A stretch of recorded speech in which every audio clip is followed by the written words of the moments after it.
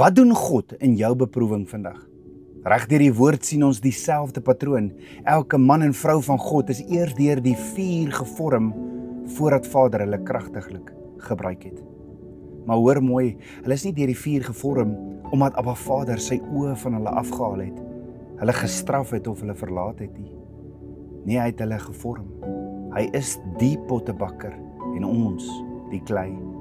En wanneer die pottebakker druk, vorm, vou en verfyn, is dit nooit om te vernietig nie, dit is altyd om te skep, om jou gereed te maak vir iets groter. Dink aan Abraham, hy moes 25 jaar wag vir 'n belofte wat menslik onmoontlik gelyk het. Maar elke jaar van wag het hom voorberei vir die roeping wat Abba Vader vir hom gehad het. Josef, verraai deur sy eie broers, vals beskuldig en in die tronk gegooi. Tog was dit juis daar waar sy karakter gevorm is vir die groot werk wat Vader vir sy lewe beplan het. Moses, groot gemaak in 'n Egiptiese paleis as 'n prins. Hy moes 40 jaar in die woestyn deurbring en skape oppas, voordat hy Abba Vader se kudde kon lei deur die woestyn na die beloofde land. Dawid, hy was gesalf as koning op die ouderdom van 17. Die rooi tapuit was nie vir hom uitgerol nie. Hy moes jare lank vir sy lewe vlug, voordat hy wel geregeer het. Elia, hy was alleen by die spruitkrit, maar elke oomblik van eensaamheid het hom nader aan Abba Vader gebring. Daniel, hy was vasgevang in 'n leeukuil, omdat hy 3 keer per dag intiem met Abba Vader verkeer het. Petrus, hy het Yeshua verraai en moes deur sy eie foute en mislukkings leer.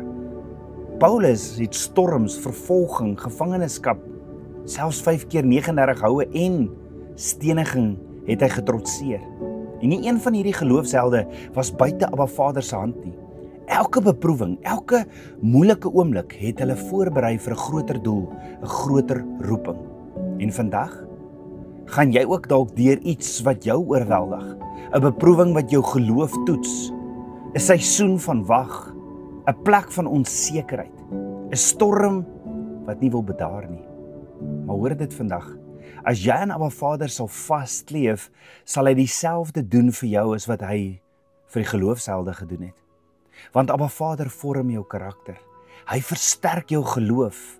Hy bou jou getuienis.